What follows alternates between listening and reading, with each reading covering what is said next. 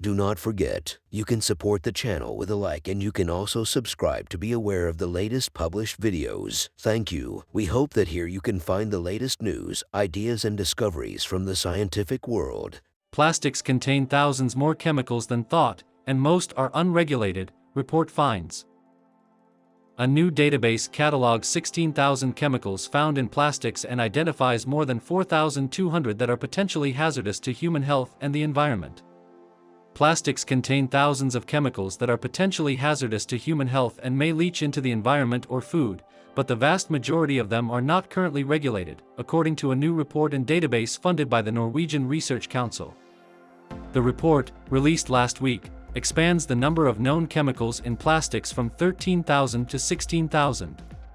Despite about 6% of these being subject to global regulations, more than a quarter are thought to be toxic, the researchers found. Only 980 of those highly hazardous chemicals have been regulated by agencies around the world, leaving us with 3,600 chemicals that are unregulated, and these are only the known chemicals, Martin Wagner, first author of the report and a biologist at the Norwegian University of Science and Technology, says to CNN Sandee LaMotte. There are many more unregulated chemicals that we're just unaware of how they may be hazardous to our own health or the environment. This is the most comprehensive report to date, Bethany Carney Amroth, an ecotoxicologist at the University of Gothenburg in Sweden who did not contribute to the project, tells Nature News' Nicola Jones. The numbers presented are jarring. At this point in human history, plastics are everywhere. Their tiny fragments pollute the environment, as well as both bottled and tap water. Humans produce about 400 million metric tons of plastic waste each year. But these plastics also contain chemicals that can cause problems for both our bodies and the planet. Exposure to these toxins has been linked to health problems including cancers, birth defects, and endocrine system disruption. We're finding hundreds, if not thousands, of plastic chemicals in people now, and some of them have been linked to adverse health outcomes. Jane Monk, a co-author of the report and managing director of the Food Packaging Forum nonprofit in Switzerland, says to Reuters' Gloria Dickey. The authors identified more than 4,200 chemicals of concern, which can potentially persist in the air, water, soil, or organisms for a long time, spread in freshwater and drinking water, accumulate in wildlife and humans, or cause harm to living creatures. More than 1,300 of these chemicals of concern are known to be marketed for use in plastics.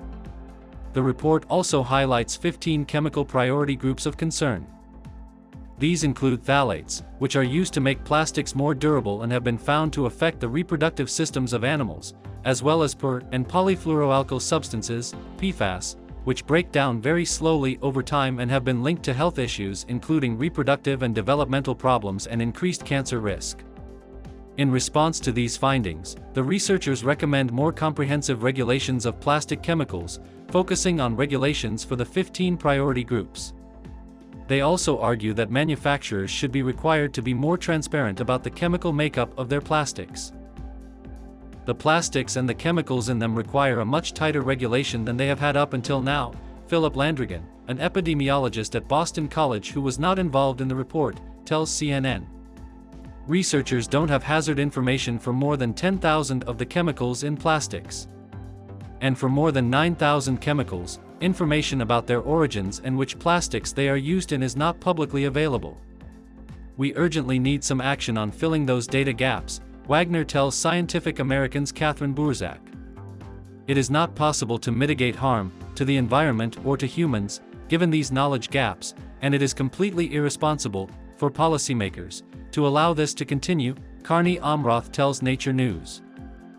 Matt Seaholm, president and CEO of the trade group Plastics Industry Association, tells CNN that chemicals are chemicals and policies should be developed that are applicable to all of them. Trying to focus exclusively on plastics chemicals risks redundancy and tunnel vision in policy.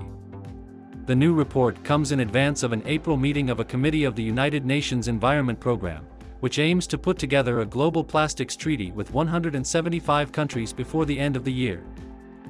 There's a need for governments to act, and they have the opportunity to do it now, Wagner tells Scientific American.